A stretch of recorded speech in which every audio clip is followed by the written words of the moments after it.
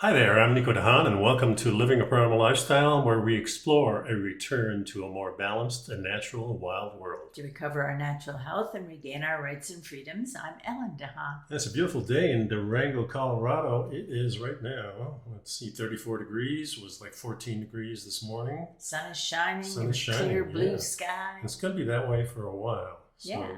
that's really nice. Hopefully it'll melt some of the snow. Yeah, I wanted to say also that we are on a Living a Primal Lifestyle channel on YouTube, so please hit the subscribe button, hit the notification bell, hit that like button. That will help our channel grow. Our channel also is not monetized, and we also post on Facebook and LinkedIn. And all the topics in the show are in the show notes, so you can follow along. Yeah. So, you want to talk a little bit about, before we get to these articles, you wanted to say something. So just some things that came to mind these past couple of weeks while I was trying to be on vacation. And it brought up a few things for me that I thought I'd pass on. Okay. Particularly things for people who are working from home. This is also an issue. Mm-hmm. And if you're trying to be on vacation and suddenly find yourself looking at your emails and becoming upset because there's an emergency and somehow you're the only one who can solve it. Working from home creates almost a 24/7 availability for work. Yeah, it sure does. And it's just too easy to sit down at the computer and, I'll just be a minute, I'll just chat. And then it gets to be 20 minutes and then an hour. And then you've worked. Yeah, I find you missing quite a bit sometimes. Yeah. Hopefully it's because I'm working on a puzzle, but all too often it's because I've gotten an email because of course the emails show up on my phone. Yeah. They show up on my iPad. And the only break we seem to get is when we're outside the home. Yeah, if we're actually on the road and there's no internet service. Yeah, and for me it's like with jiu-jitsu, I look forward to going and teaching the classes and rolling with the guys. And now I got a message last night, I guess it was, that a couple of the guys tested positive. I also felt like a little scratchy throat myself, so we took some measures that we usually do when people close to us have the flu. So we're going to be out for about a week. We closed, From the dojo, yeah. So we closed down. The right thing to do, of course, and hopefully it's not too long. Yeah, hopefully it's not too long because we need that break. We need to get out. And that's, I think, the problem that you're talking about is that we're really stuck inside because our work is here now too. Right. Yeah, there's a lot of things going on now and it got me thinking further because we were talking to one of our friends and he was saying, I took a day off. I haven't taken a day off in 10 years, and I'm working on work-life balance. And it started me on the road of, what is work-life balance? And what it is not, I can tell you, is 20 minutes on Sunday with your family or your significant other or your friends. It is not, it requires you to actually disconnect your brain from the thought lines that go with working. Yeah. And also, besides work, I'm thinking about the social media. We're always connected to something. And I think a lot of the news that we hear is disturbing. So it just makes your mind working harder and harder. And it seems like you have to take these breaks. We have to do some meditation or whatever method that you use. Exercise is one thing. Walk on the treadmill, go for a walk outside, work on a jigsaw puzzle, sit down with your significant other or a family member, or call a family member or a friend and just have a chat about nothing. Now, the key is you have to disconnect. Yeah. But in addition to that, I remember many years ago seeing people who were absolutely defined. Today, a lot of people define themselves by their jobs. Sure. And you're not your job. You're a person who works. And the job is what you do. It's not who you are. It's not just the work, too. Now we define ourselves like jiu-jitsu. I define myself kind of with jiu-jitsu also. So it can be your exercise program. It can be you're a fanatic on a bike or sure. off-roading or whatever or you you do. find yourself watching, taking all the clickbait on YouTube and looking at every single video that says, "Oh, the sad truth about," or the eulogy for, and or what a transformation. And realistically, none of those things are what you're going to see. That's true. And besides, why do you want to fill your life with negativity? And it seems like we're drawn to that. Those little things are there because it is clickbait and because they know what they're doing. Yeah, exactly. They wouldn't do it if it didn't work. Right. Yeah. So, but the other things that I was thinking about was years ago, people, if they were workaholics, as it were, or if they defined themselves as their job and they were worried about taking any time off, and they would actually get sick. They would catch a cold. They would catch a flu. They would become ill so that they could have a day off and not feel guilty. Well, now it's easy to pick something. Well, that has nothing to, that's not what I'm talking about. No, I know that. And what I'm talking about is it's not a matter of, you don't need a day off. It's not something that is absolutely tied to somehow getting a break from what you're doing on a regular basis. It has to be a day off. Take a health day. I started calling them mental health days. Take a health day, not a sick day, and do something that's fun for you that helps you. Oh, that's what the weekends were always for, right? Right, but today, again, your computer is sitting there, your phone is there, your iPad is there, everything is there. And if you're sitting down in a restaurant with your significant other or a friend or whoever, and you are looking at your phone, you're missing an opportunity to have a face-to-face interaction. Sure. And we see people with phones everywhere. When they're walking their dog, they are on the phone. Yeah. I see people. It's like I can't walk my dog unless I'm on the phone because walking my dog is not enough. I guess. Yeah. Yeah, I don't know, but Okay. it's something to think about. Think about how you how you describe yourself and how you describe your days off, as it were, and look at the words you're using. If you're saying, well, I don't know if I needed a day off, but I took one. That's not the attitude that you need to have. It's a matter of everybody needs to have a break in the schedule. You must disconnect your mind. Your brain needs a break. Your emotions need a break. Your body needs a break. And it's important to keep that in your schedule. And it's so easy to just sit down at the computer and suddenly it's 3 hours later. Yeah, for sure. Yeah, Well, let's get to these links. The first one is delicious plant-based fried chicken is coming to the KFC nationwide. So on January 10th, nearly 2 years after being trialed in test markets, Beyond Fried Chicken will be available at KFC nationwide. It was developed in conjunction with Beyond Meat. It's the first plant-based chicken to launch in fast food restaurants. What is a plant-based chicken? Well, I'd like to know. I told you privately that I'm looking for the broccoli made out of meat. Meat made out of broccoli. Well, I would rather have it the reverse around. Well, but really what we're talking about is that this is a processed product. Look at the words. The words. It's plant-based chicken. Yeah. Well, I'm sorry, but chicken is chicken. You're right. It's an animal. Why are they even allowed to make the claim that it is still chicken? Chicken, chicken. Well, this is a trend that's been going on a long time. And if you look at the link and you see it, it looks like chicken nuggets. Well, that was the idea, to make it, the whole idea of the substitute is to make it look familiar. It's also supposedly healthier. Well, first it has to look familiar. Yeah, but and then it has to taste. But the whole idea of this thing is to make you think that you're going to be healthier by eating these products. Yeah, and here you've got fried, I don't know what.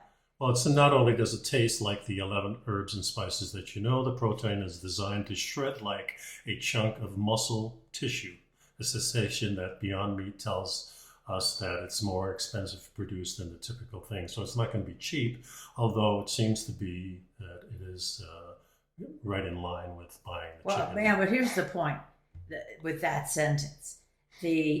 It is more expensive to produce than the extruded or pressure molded plant chicken.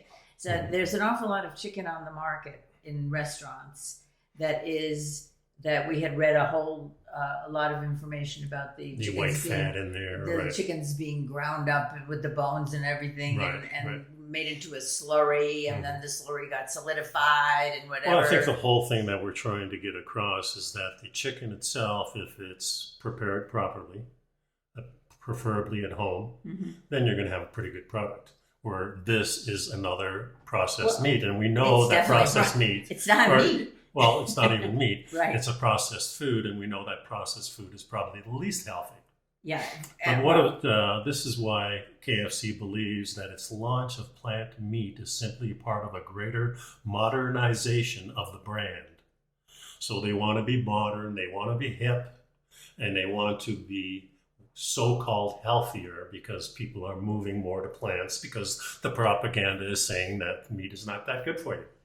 Well, it's an interesting. It was, to me. I look at number one. I look at the fact that it's frankenfood. It's not real food. I mean, it is real food. It's plant food. It's not meat, and it's not but it's poultry. highly processed. It's highly processed, and it's processed not only the conventional way we process food. It's also done in a chemical lab. Oh, and then plus they've added, who knows what they add to it. And you don't have to really say what's in there anymore, too. Yeah, well, and then they put it, it's interesting because the photo with the article, you'll see when you click on the article link, is a big bucket of these nuggets of this, what are they calling it, Beyond Fried Chicken. And when in fact, they're selling it in 6-piece packs.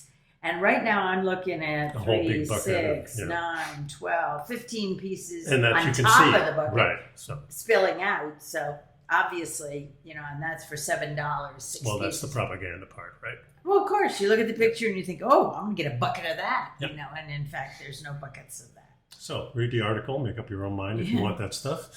The next article is Anti-Inflammatory Foods Linked to Long-Term Brain Health. This comes from wellandgood.com. by Brenna Holland. So they're talking about on this. Well, the first thing is that chronic inflammation has been acknowledged for quite a while as being the basis for almost every disease and illness that you have in your body. And chronic inflammation means that it's always there. Yeah, and it's talking about cancer, heart disease, type 2 diabetes, and arthritis are all linked to chronic inflammation. And now here's how they define chronic inflammation. It's a state in which the body's immune system detects damage and attempts to repair itself, but without a satisfactory result. Right. And that's the big part of the whole thing. It also plays a role in the development of cognitive conditions like dementia and Alzheimer's. And this article really flags the part when the body is inflamed, so is the brain. So this article is about, here are the 5. And when we talk about 5, they only mention 4, which is kind of strange. But here are the 5 top anti-inflammatory foods and drinks linked to long-term brain health.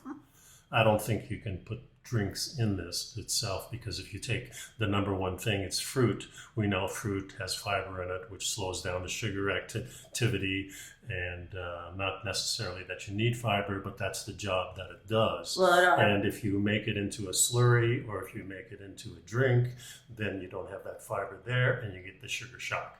Well, but it does talk about certain berries.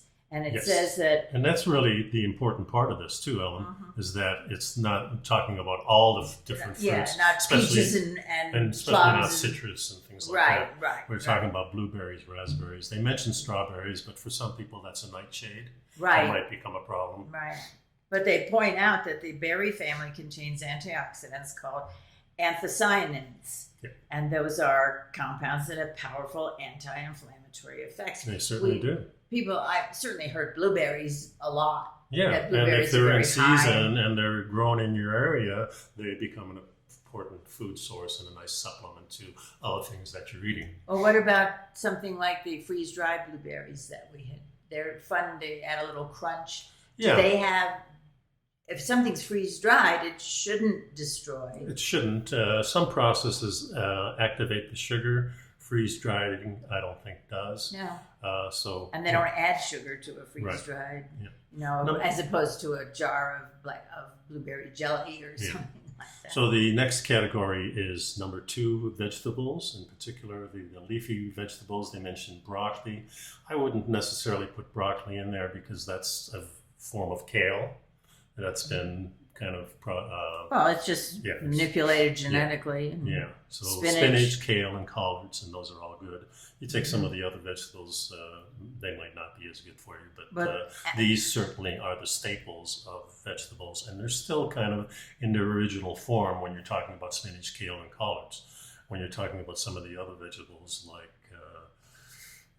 broccoli and cauliflower and things like that, they still come from kale. So it's all the same plant. It's all the same plant. It's a mustard plant, really. Basically. Right. So, but the key here is that the green leafy vegetables have vitamin E. Right. And vitamin E is another natural antioxidant that reduces inflammation and calms overactive immune systems. Yeah. And that's a phrase that we're going to be using now because that's an important concept. That so many things will trigger your immune system, but when it becomes overactive, it can do a lot of damage to your body. Exactly. Number 3 is beans, and beans had a bad reputation when it comes to inflammation, but is always because they had lectins. Yeah, and the reason that they cause inflammation is because of the lectins. That's a protein that binds to carbohydrates and makes it difficult for the body to break down, so it's not digesting very good. In reality, soaking, sprouting, or cooking, and I would say I would say all 3. Yeah, we were just talking about pea soup, for example. Yeah, in fact, this time of year, my mother always made some great pea soup, and I remember I was the one that was always spooning the top of the skimming it. Yeah, because my mother would soak them for 48 hours, and then she would let them sprout a little bit, and then she would cook them. So all 3 processes take all those lectins out of them. And it's important to realize that most of the time when you're buying food that's already cooked, these processes are never used because it takes time, it's expensive. Well, they're not going to leave the peas for 48 hours before they put them in any kind of beans. Yeah. So beans and legumes are not only full of nutrients and antioxidants, but they also are densely packed with fiber and protein.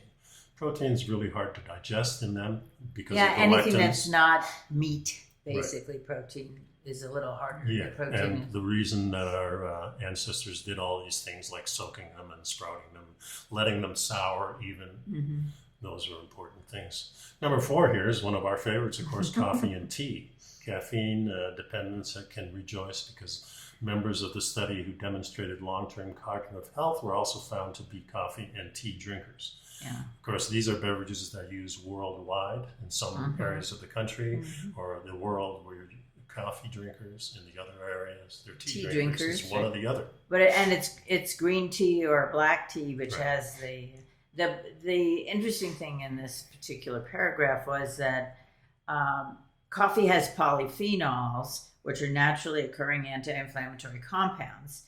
Tea possesses antioxidants called catechins? Catechins, yeah.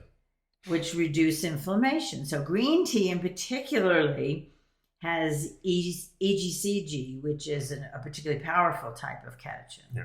And other teas do have EGCG, but green tea has the biggest bang for your buck, really, when it comes to inflammation. Yeah, pretty well known. Also, it's good to note that coffee, of course, is a fruit. The beans are fruits, and that the teas, of course, are leaves of the trees and bushes and things like that. So it's all good information. One of the things that we discovered in the next article, let me get rid of this one here, is that science said you should drink this much coffee in 2022. Yeah, it's so much fun to see the articles that are more and more coming out in terms of, yes, coffee is actually good for you up to a point. Well, everything it depends on the coffee. If it's organically grown, that's if it's processed properly. Instant coffee, probably not as much.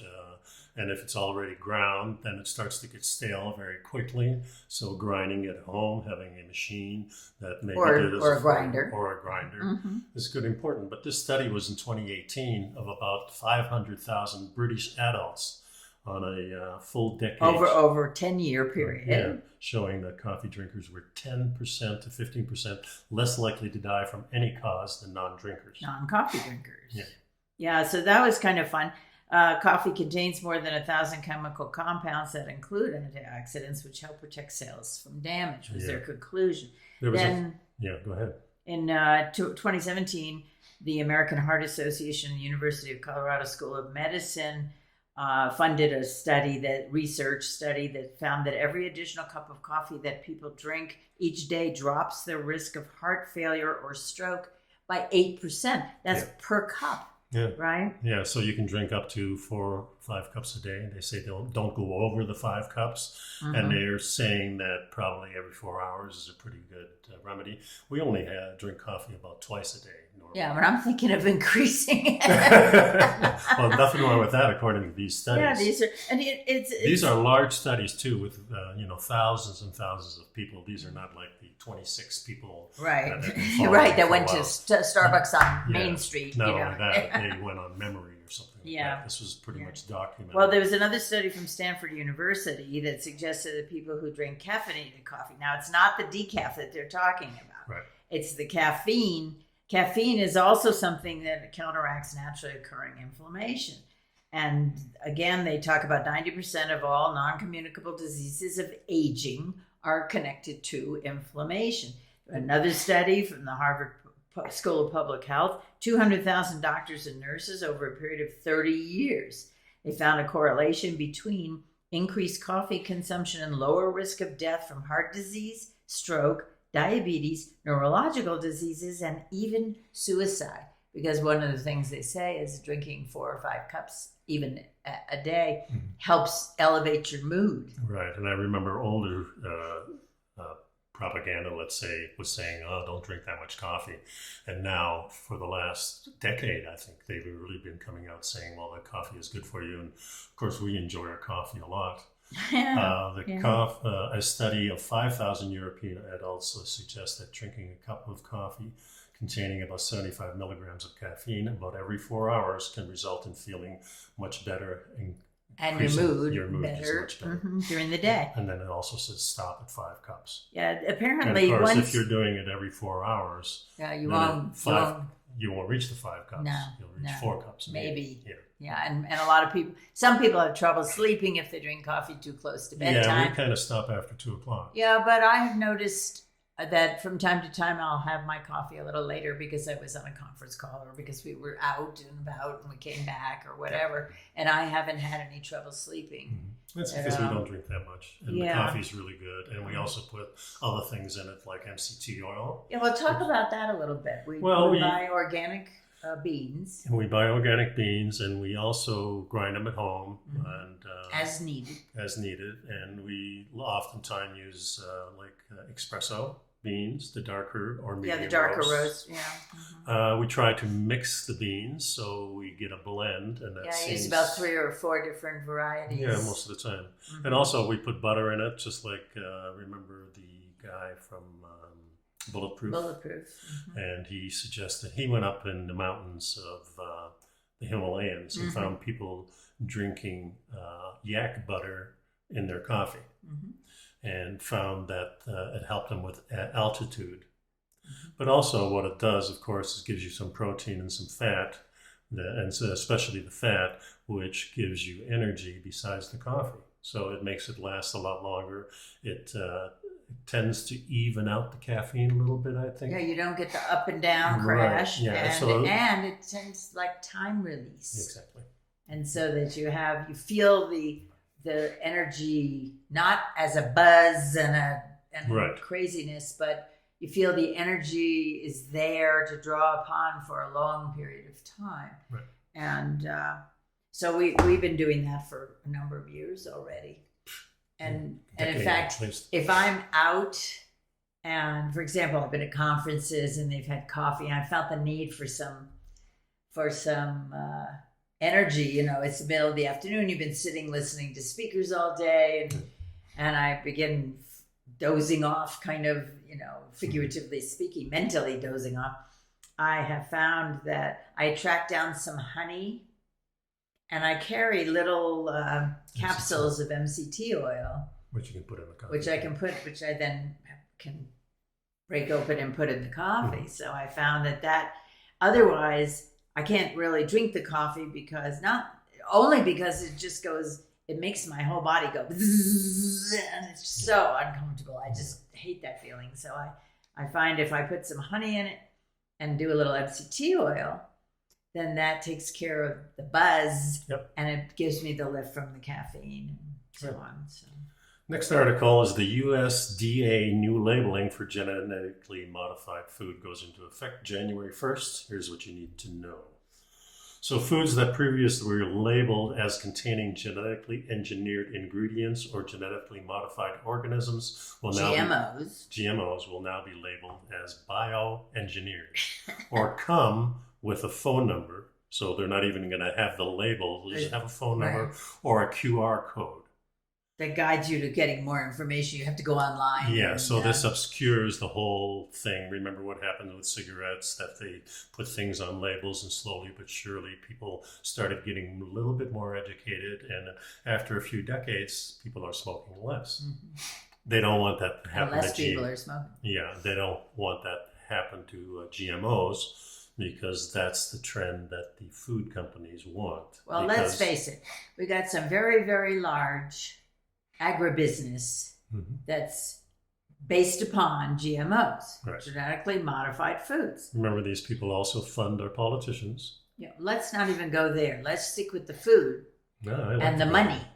Yeah. Well, so the profit is, yes, and of course, when you're looking at studies and so on, you want to see why the FDA, who funded it. Right, exactly. And this is why it gets by the FDA, because the FDA is directly tied to these companies. It's a form of fascism, I think. The move is universally confounding food safety advocate groups. Eating bioengineered food poses no risk to human health, according to the National Academy of Sciences and the Food and Drug Administration. Well, wait, let's look at that for a minute.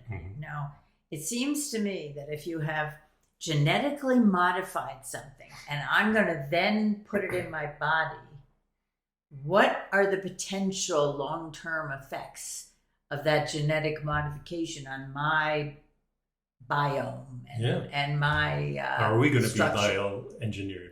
Well, in a sense, because can it affect our cells? Can it affect our organs? Is it possible? Well, remember what they're doing too. A lot of these GMOs have pesticides already in them. Oh, that's the farmer. Yeah. So, if you start investigating what GMO foods are, they're just not engineered to maybe look better. They're also engineered to grow faster. Well, They're also engineered to be with weeds and pests. So they have certain chemicals in them.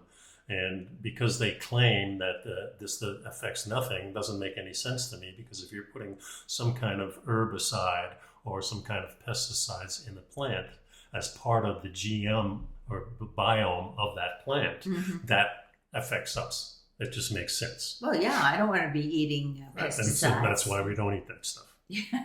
He said the choice was in large measure because GMO has come to be perceived as pejorative. And pejorative, of course, means as a negative. Yeah, so because it's a negative term, everybody it's GMO. Says, exactly. So we don't want to. So you change the word, and that's going to make a difference. Well, we're changing words of everything. Remember, people are experiencing fatness. No, experiencing obesity. Obesity, yes. We've been talking about words and how it works. And in fact, this was another, we had talked about, they were changing the article was talking about a group that was trying to change the labels of things. People are not smokers. They're people who are experiencing smoking. Some whatever, because they didn't want to offend people. Let's say, for example, a doctor should not tell a patient that they are morbidly obese, because that could hurt their feelings. Well, in fact, they're taking out of the medical journals. Yeah. So the now I'm looking at the sentence and it says, the advocacy groups such as the Center for Food Safety say that the new rules discriminate against the Americans who do not have access to smartphones or cell service. 100 million Americans. 100 million Americans who do not have access to smartphones or cell service, because then they can't read those scannable QR codes. Now, that's true. Yeah, but in what universe is that discrimination? Well, what they're saying is that because the label doesn't say it's GMO anymore, or it doesn't even say it's bioengineered. It just has the phone number, or you can call that if you have a phone, or the QR code to get this information. But if you don't have a smartphone, you can't read the QR code. So it really is true. And so what they're saying, but discrimination goes on every single day, and every single choice you make is a discrimination choice. Well, discriminate from one thing or another. Discrimination originally meant to separate from, or to compare, or to be able to see the differences. And will these people who don't have a phone and can't read that QR code, are they not being discriminated against? They can't get the information. But my point is, that's not discrimination. No, they can't get the information. Yeah, but you know what? I can't get the winning lottery ticket either. So I claim discrimination. You're discriminating against me because you're not giving me the winning lottery ticket. So you think the QR codes are okay then? No, I don't think any of this is okay. I think it's stupid. So it's not discrimination, but it is. No, I'm pointing out that now to say that one of the reasons why you object to this new rule is because it discriminates against people who don't have smartphones is really reaching. Well, what you're saying really is that these people can't get the information. They're blocked. That's not what they're saying. No, that's what you're saying. Yeah, no, that's not what I'm saying. I'm saying are these people blocked from it or not? No, they're not blocked from it. If they get a hold of a smartphone, they can have it. But if they don't own a smartphone, or if they go to their computer, they can have it. I mean, that's not the point at all. I'm not talking about any of that. I'm talking about putting a sentence in here that says that I am basing my fight against this because some people don't have smartphones is smoke and mirrors. Well, what they're saying is that 100 million people can't access the information. Well, that's what they're saying, but what it really comes down to is it's smoke and mirrors. It's not a basis. It's not anything that has a foundation or a basis for me, this is saying, okay, if you put it on the label, everybody can read it. But if you put the QR code absolutely. Why not put it on the label? You know. Yes. Well, that's the point. Oh, right? Of course. Okay. That's all right. So it took us a while to get there, but we did. Okay. Yeah, that it should be on the label. It should be immediately obvious to anybody who is buying the product that this is what's involved here. Next article, can COVID-19 alter your personality? Here's what the brain research shows. Yeah, this was a very interesting article. Yeah, at the time, doctors were just learning about the new virus, and it doesn't only target the lungs and the heart, it also impacts other organs, including the brain. People arrive at the hospital with severe depression, hallucinations, or paranoia. And then we diagnose them with the flu, the COVID flu. Go ahead. Now, almost 2 years into the pandemic, it's become clear that neurological problems from this strain can linger or intensify. After recovering from the virus, an alarming number of patients remain shrouded in brain fog, suffering from anxiety or depression, unable to think straight or hold on to memories, and fumbling for words, and some of them only had mild infections. And I think that we're not seeing anything in the literature or in the in anything that you can watch. We see a little bit of it in the long COVID information. So long COVID is something that seems to persist after the normal symptoms of the disease or the virus. Once you seem to have recovered from whatever your bout is. You don't have the fever anymore, you're feeling okay, but then you're bumping into doors or whatever. Residual effects. Yeah, and it's kind of the same type of thing that people have with car accidents when you hit your head, maybe shell shock. That term isn't used PTSD. anymore. Yeah.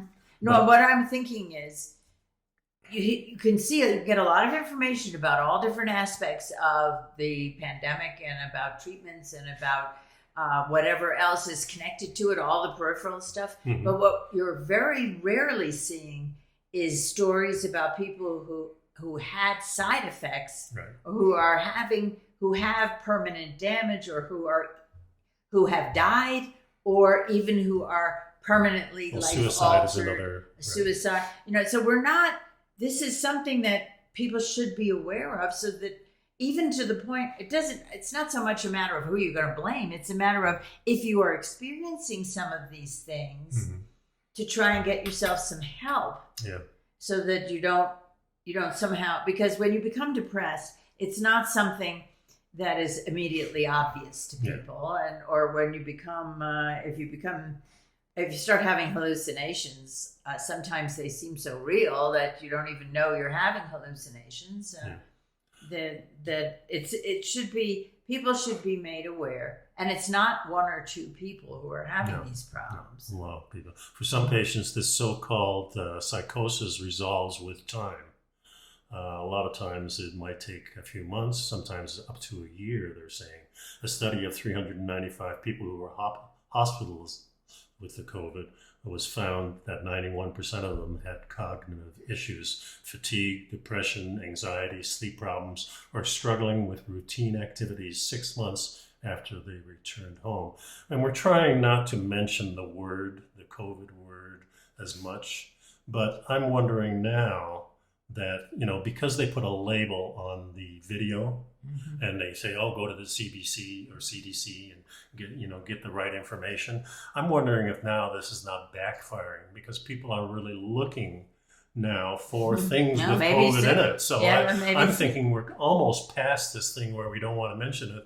We haven't gotten censored, but yet. But a lot of people have moved from YouTube to other platforms, and a lot of people that we listen to have gotten kicked off of Twitter, maybe mm-hmm. Facebook, and things mm-hmm. like that. Yeah, well, let's get back to the. Yeah, but I just wanted to mention that. We're not focusing on the particular strain per se. We're talking. Although we're always talking about it, so. Yeah, well, but the point is that one of the other things I wanted to talk about, the long symptoms that you mm-hmm. had mentioned, because that's important. That it says the doctor also mentioned that the symptoms can mirror those caused by various chronic brain and personality altering conditions, such as other viral infections, traumatic brain injuries, neurodegenerative diseases such as Parkinson's, Alzheimer's, and Huntington's. Yeah. And these conditions radically change how people experience, interpret, and understand the world, can destabilize the emotions, and they influence how people think about themselves or interact with others. They're saying that with this particular strain, a storm of inflammatory cytokine proteins can trigger an out-of-control immune response that can permanently damage or destroy brain cells. Now, one of the common themes among these conditions is a sustained inflammatory process. And exactly. Because we were talking about the inflammatory and how to get rid of inflammation and things like that, mm-hmm. It's been implicated in head injuries and neurological diseases such as Alzheimer's, mm-hmm. where it causes additional loss of brain cells. So if you're already inflicted with maybe the beginnings mm-hmm. of mm-hmm. Parkinson's or mm-hmm. Alzheimer's or these other brain types of things, this just makes it much worse. When the immune system launches an attack against the virus or another invader, waves of inflammatory cells circulate around through the bloodstream like foot soldiers. With COVID-19 and other conditions, those immune cells may permeate the normally protective blood-brain barrier. If inflammation gets out of control, the process may kill the neurons. So this is your body again mm-hmm. attacking itself. Right. Inflammation also seems to interfere with the brain metabolism. Yeah. So brain fog. It's kind of a little frightening that the disease has been linked to these kinds of side effects, not only heart problems, not only... Yeah, it's not the 10 mm-hmm. days or a month where you're sick. Mm-hmm. Now it's going to go and maybe affect your whole life. So another aspect of this COVID is this mass formation. And you put an article in here, what is Yeah, mass formation? Mm-hmm. And it's important to understand it. Yeah, and mass formation. Now we're talking about a psychological process that directly addresses the mental state of people, the Right. psychological state of people. What's happened? Well, kind of a frenzy, too. Yes, exactly. Right. Trying to understand, how did we get to this point? Well, it's not just the disease. Now we're talking Right. about the shutdowns. We're talking about isolation. Mm-hmm. We're talking about wearing masks. We're talking about not being able to go into work. We're talking about stay indoors. Don't go outside. Yeah, exactly. You know, changing, shutting everything down. And a lot of these things go against everything that we've learned about viruses in the past. Mm-hmm. Because the first thing, if you get a virus, or any you're not going to get it disease. again. Mm-hmm. Okay? Yes, exactly. Right. And this is why we have different flu shots, because there's different strains of flus. Right. But if you have the COVID, the understanding is through the medical experts that we listen to, you get it once. And the CDC. Oh, yeah, and the CDC says the same thing. Yep. You get it once, and you're not You're going to get it immune. again. You might get something similar. It's not the same thing. But yeah, you won't. Even though the similar kind of things, you get the runny nose, you get the scratchy throat, but it might be the flu instead of the other or a thing. cold, or Yeah. know. But no, but the point that they're making now is that the once you have it, the immunity that you develop is effective against any mutation of that. Yeah, and then we have another article that's going to go into that. Mm-hmm. So it is suggested that the masses go through three main stages as part of what's being considered to be the mass hypnosis. Yeah, mass formation is Is like basically, hypnosis. it's known as mob psychology or crowd psychology. Right. And it's a study of how individual behavior is influenced by large groups of people. Yeah, and the first is what they call submergence, a phase characterized by losing individual identity, which is similar to the concept of individuation that has been introduced by A series of psychologists over the years. back in 1952, as a matter of fact. So this theory explains that being in a crowd lessens your personal identity, your guilt, your self-evaluation, your empathy, and other individual morality-related behaviors.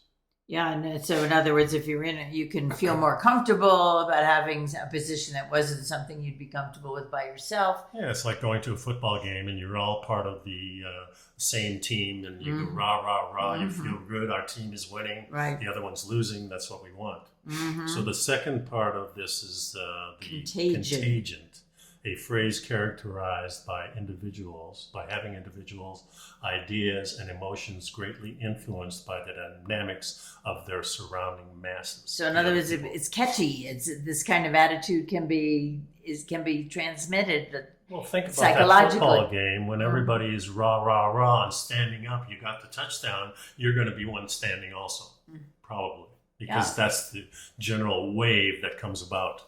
Yeah, but and just taking that football analogy just a step further, you also or even whatever. Let's say it's a football game. Let's say it's a college football game, and that you're sitting with a group of people who are rooting for your team, but then the guy in front of you isn't. Yeah. And suddenly there's a fist fight because you've just, that's kind of an example of this mass formation. So the third part of this is the suggestion, the phase where the group has developed a shared unconscious, which affects their decisions and feelings. And I think what we have now is we have mass formations in two sides, not just one. So we have the formation of all the people who are getting vaxxed and saying, oh, I'm safe, I'm good, even though they're still getting the disease. And then we have the ones that are unvaxxed and they're being shunned, but they're grouping together and saying, hey, we're just better off than this group. Maybe we're not better off. We don't know. But, whichever side of this thing you're on, maybe go to the center a little bit and just do your own investigation. Yeah, the problem, the challenge for us today is that it has developed into this side or that side. Exactly. And in fact, you're shunned at one end, or you're an idiot shunned on at the other end, right. and it's it doesn't represent critical thinking. It doesn't represent intelligence in terms of approaching a problem solving. It doesn't allow you to absorb new information as it comes in. Yeah, it blocks all that, and what we're all about is doing the investigation and making up your own mind. I certainly want the scientists to give us the information, and here we have scientists on both sides. So I listen to both sides. I'm not going to just listen to one side. All right. And same with politicians. I'd rather not listen to the politicians. Well, politicians, as far as I'm concerned, they're actors, and they have nothing to say. Well, remember, their primary focus for politicians is to be reelected, nothing else. Mm-hmm. Yeah, that's the only focus they really have. And whatever they're going to say is based on that. And the companies who are manufacturing all these things, whether they're things to help you or they're things to hinder you, are still focused on those two things. Yeah, well, and you also have to think there are so many influences today, from who contributed to your campaign, right, to what businesses are in your district, to who voted for you and what's the demographic. Yeah. There are just way more things involved than doing the right thing, getting elected because you want to make things better. I would feel a lot better if the politicians had only one term, whatever that term is. Or two. So they wouldn't have to be reelected. Then their focus could be someplace else, hopefully. Yeah, but you remember, see, now that has another side. Of course it does, but also it's the money side. To me, it's because they need money to be reelected, and they're getting most of the money not from you and me, mostly from the companies that they want support from, or the companies want influence. You know, just for the sake of objective approach, there's something called a lame duck kind of a person who's in office, and that is applied to someone who's not up for reelection. So all bets are off. You know, sometimes those people go crazy in terms of it's a pejorative term in a sense now. Well, no, of course it is, but it's not really. I mean, if you think he doesn't need to be reelected, maybe he's going to do the right thing. At least he has a chance. But he has no reason to do the right thing he has no reason to be concerned about being popular or supporting the right thing, because he does not run for election again. And so I think a part of the problem, which has nothing to do with what we're talking about, is that we're not appealing to the best and brightest as far as the government is concerned at any level. Originally, our forefathers, our founding fathers were thinking this is a part-time job most politicians. Yeah. You go in, you perform your public service, and then you're out. And let's get back to this is applying mass formation to what is going on today in terms of the pandemic. A Belgian professor of clinical psychology at Ghent University with a master's degree in statistics, they put in here, has identified 4 psychological conditions that may have resulted in crowd madness or mass formation psychosis during the pandemic. The first thing he says is lack of social bond and increased isolation. And of course, we've talked about that, and it's kind of forced on us. Yes. The rise of social media added to that, so you feel like you're connected, but you're really not. It's a fake. It's totally fake. I mean, between what people actually post that bears no relationship to reality, that's for sure. or the drama, or the bullying. The isolation that's forced, and because of the isolation, we're kind of forced to use the media even more. Well, social media. The social media, Any media, really. Well, we find ourselves turning to the internet and the web and what's available. And so now there's going to be much more, because now we have, instead of Facebook, we have the GER or these other formats that are coming about that I forget what the name of them are, but everybody's moving from Facebook to the. I know Joe Rogan just moved to the other one. Odyssey is one. Well, those are the platforms for the videos. For videos, but they're also moving to a new social media that doesn't have Facebook on it anymore. Yeah. So, so now we're going to have more choices, and some people are going to be on different ones. Well, it's going to be even more confusing, which means you're going to spend more time on it. Well, the point, let's just get back to the basic point, which was that it's a false connection. It's a sense of you feel like you're connected, but you're actually not. Very true. And also it can actually have negative effects on many levels. Not the least of which is how many likes did I get on my post? Oh, I didn't get enough likes. Oh no, I'm not good enough. People don't like me. Whatever. And people born in the last decade have really, been brought up. I mean, with this situation, and it's getting more and more. And I'm thinking back on the 60s. Mm-hmm. How the heck did we survive? I mean, we still had cell phones, no email, no computers. No, the phone had a line that was attached to something. That's right. So you couldn't move too far away. Phones. Yeah, so you couldn't stay on it that long. I mean, people did, but... and you had party lines in some areas. Yeah. Get off the line, will you? So so then the next thing that he identified was experiencing life as meaningless or senseless, because you lose the human connection, you lose your connection to family, and in some cases, he mentions here, you lose a connection to a divine power, and focusing on everything material that is not fulfilling and losing the true meaning of life. A Gallup poll from 2012 revealed that 63% of the respondents admitted they were sleepwalking through their day. Now, that was in 2012, before all this stuff happened. Yeah. And again, that goes back to identifying yourself as your job, or feeling like you have to go to this job because you have to pay the bills and you don't like it. And I also read a story about the teenagers who are staying up much later because they posted something and they're waiting for responses. Mm-hmm. Oh, so they're not getting enough sleep. Right. And there's anxiety. Yeah. And then there's other countries like China giving people a time frame. In other words, you can only stay on social media for 4 hours. Mm-hmm. But on the other side of it, they're also providing you with what they want you to see.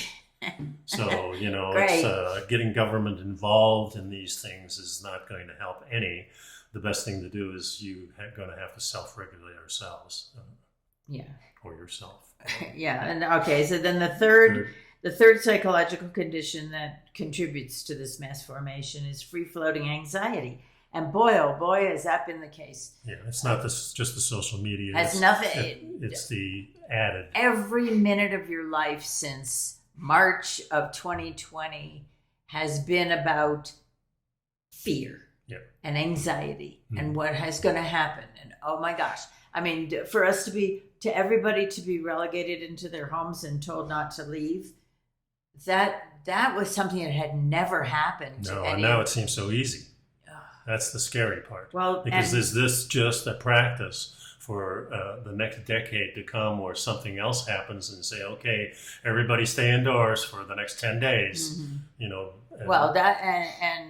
mean, there's a lot of anxiety. So that just builds it up because you're thinking about, what else can happen? What's going to happen in the future? Well, you're thinking about it, but a lot of people are not. They're just nervous and worried. Hopefully, they're starting to understand. But that's still anxiety, isn't it? Oh, yeah. No matter if you're thinking on a positive level or not, you're still thinking about it constantly. Oh, no, I wasn't saying they weren't anxious. I'm saying they're very anxious and very fearful and not thinking in terms of, what else could happen. Well, they're thinking what else could happen, but not so much. A lot of people are thinking in terms of what does this mean for the future of our country and how do we go forward and what doors will that open? Our children. Yeah, exactly. And even if you're doing it in a constructive way, it's still anxiety. Oh, yeah. So without a doubt. Remember that 20 or 30 years ago, if you were a prepper, you were thinking about the future and you're getting your ducks in a row saying, if something happens, I'm prepared. Yeah. And you got peace of mind. So you think about it for a certain period of time and then you kind of manage it. But now it doesn't seem like we're managing anything. It seems like it's constant looking, seeking, where can I be anxiety free? Where does this anxiety come from? It's the same coin, just flipped over. The difference between a prepper from 25 years ago and what's going on today is you don't know what to prepare for. Yeah. And that makes it even worse because it's kind of an amorphous anxiety that doesn't attach to anything.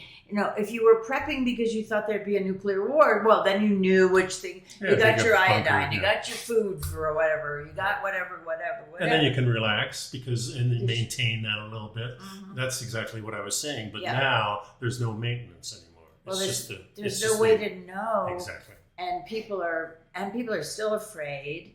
And it's just not, and of course it's being fed by outside resources and sources. And so, and then finally, the fourth category was free-floating frustration and aggression. And certainly people feel frustrated and aggressive, but they don't even really know why. No, and we don't. And what we're seeing is a lot more aggression. Certainly. Yeah. Well, I'm seeing we're pitting, tremendous... not only one party against the other party, but we're also pitting the vaxxers against the non-vaxxers. No, we're pitting even more basic than that. Every person, I represent a bunch of associations for condos and homeowner associations, and their meetings are a nightmare because people in the community are afraid, they're anxious, they're feeling aggressive, they don't know how to. They can't find a reason for it. They take it out. They lash out. I see articles every single day about the new civil war that's coming. I mean, there's so many aspects to this, and we've got to find our own little piece. We've got to find our way to disconnect from these things because it's just growing. It really only affects us if we're listening, if we're connected. So, the answer is disconnecting. There's no doubt about it. Well, so let's go to a little bit more good news with this last article that comes from Nature. COVID superimmunity, one of the pandemic's greatest puzzles. And I found this an interesting one. So the researchers had mixed and matched potentially concerning mutations identified in lab experiments and circulating viruses, and they tested their spike proteins. Wait 1 second. Yes. Just to set this up a little bit. Go ahead. Some virologists from Rockefeller University in New York City they set out to make a version of a key SARS-CoV-2 protein that had the ability to dodge all the infection-blocking antibodies that our body makes. Mm-hmm. Now, my first question would be, what exactly would be a use for that information, except they're trying to figure out if there's some natural immunities, if there are some combinations of treatments. And well, so on. Of course, we have found out that if you have some kind of ailment, comorbidity, that the evasive part of this protein is rampant in your body. Mm-hmm. If you're naturally immune to, if you're a very healthy person with everything that's working right, no matter what the age, I think, is that you're not going to be really bothered by this that much. You might get a cold symptom, you might have the flu for a little while, and then it leaves you. And then as far as my thinking and my research is that you're going to be immune to this particular virus, even all strains in the future. Well, that's what they call natural immunity. Right. And they're saying that in this article that the natural immunity is very, very strong and lasts for a long time, 6 months, a year or more in a lot of cases. Mm-hmm. They're also finding that people who have had the disease and even had the vaccinations do have some of this immunity also. But it seems like from all the things I've read, and this article kind of bears this out, that your natural immunity is still very, very strong. Right. Something that is not in the general news. In the general news is you're better off with the shot. Well, I'm thinking that, if you have some kind of problem, you probably need the shot. But your natural immunity is also there. Yeah, now, and that's what they point out. They call it hybrid immunity. Exactly. So it means that if you have like Alzheimer's, or you have Parkinson's disease, or you are morbidly obese, which is not a term anymore, I know, or if you have diabetes, if you just have one of these things, then the vaccine is going to help you not get so critically ill, and that the immunity that your body naturally produces along with the vaccine, that hybrid immunity, is going to work very well. Mm-hmm. If you have more than 2 or 3 of these things, then you probably have a problem that's going to persist. That's what I got out of this article. Yeah, and they talk about the fact that if you get the infection, it triggers antibodies that they found that continue to grow in potency and application of breadth of application Right. against variants for a year after infection. That's right. And we know that the variants, as they come about, get less and less potent. Right. And this is what's always happened. Mm-hmm. It's happened with polio. It happened with measles. It happens with all these things because the natural viruses get less and less potent. Mm-hmm. So that's why we don't have polio outbreaks anymore, even though everybody's vaxxed with it. It's something that is not prevalent anymore. It just, the little pockets come up, but they don't get a foothold anymore because we have this natural immunity. Well, now we've developed because of the original vaccinations. The vaccinations has helped, certainly, but your natural and immunity. your body, Yeah. human bodies tend to remember. The immune system remembers this stuff. Yeah. That's in fact, they have some cells called memory B cells, and those are the ones that they're triggered by infection. And they're also triggered by the vaccination, and then they create the antibodies, and then they remember and notice that it's similar, and they go after it. Yeah, so not long after countries began rolling out vaccines, researchers started noticing unique properties of the vaccine responses of people who had previously caught and recovered from the COVID-19. So it hasn't happened to people who haven't had that, but it has happened with people who've had the disease. Yeah, that's a hybrid. Right. It created a hybrid immunity. We saw that the antibodies come up with those real high levels that outpace what you get from the 2 doses of the vaccine alone. So it's this hybrid immunity that's really helping everything. And they're calling it super immunity. Yeah. But they're not saying it's any better than your natural immunity. If you catch the disease and you recover from it, you're still going to have the same thing. Yeah, I think that's the key to this article. Yeah, and that's what's really not brought up. And because, of course, we know that the people who are telling us this in the news, and Fauci and these people, are part of the people who make the vaccines. They're the ones that are making money. So they're not naturally going to say, well, if you take that, naturally it's going to help in the long run. I understand why they're saying it, but also give us a break and saying that if you're a real healthy person, you probably really don't need this. And certainly children who are healthy. And we know that probably half of the children in the United States may not be healthy. They may be obese. Because of the overweight, the problem with obesity. Well, it's not just obesity, but it's what happens, how they got obese. There are plenty of healthy people who are heavy. Right.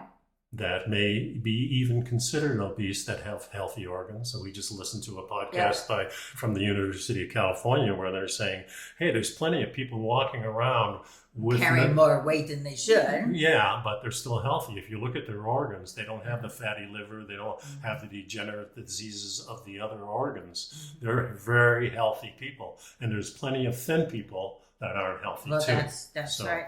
The interesting, I think that podcast also brought home the fact that children are suffering from the diseases of the liver and other organs that were previously limited to those who were adults who were alcoholic. Yeah, it used to be if you were 60 or over, then you probably would get some of these fatty livers and things like that. Well, especially if you were a heavy drinker. Yeah, it depends on your lifestyle, but now that it's showing up in kids that are 6 years old. It's pretty well known. Maybe I'll put that in the show notes as an added feature because it's a good thing to learn too. Anyway, that's our show. We talked about a lot of things here, but I think they're important. You've got to do your own research, folks. You've got to make up your own mind on these things. Don't just listen to the news. Don't just listen to the politicians. Do some research. And don't just listen to the side that seems more likely to be what you believe. That's true. You investigate the other side, and that's what we've been doing. We've listened to both sides, and we're kind of in the center there. We're doing a lot of things that we're doing the best we can to protect ourselves and to avoid being a carrier or anything else. Right. And we took last night. We took a bunch of precautions. As far as nasal cleaning and because our research has shown that the virus lives in your nose for about 5 days. 3 to 5 days So before it really starts to explode. So when we're you doing clean out those passages, and there's plenty of over the counter saline products. solutions, sprays. Yeah, iodine solutions. Yeah, and we're also using the Listerine to. Yeah, and silver solution that we shove up our nose. That always helps. You have such a way with words. I know. Anyway, that's our show. And thanks for sticking around. And if you have any questions or comments, you can put them in the comments or write me, nicodehaan at me.com. That's also in the show notes, and we'll answer your questions next time. Yeah. Take care now. Have a good week. Be well. Bye-bye.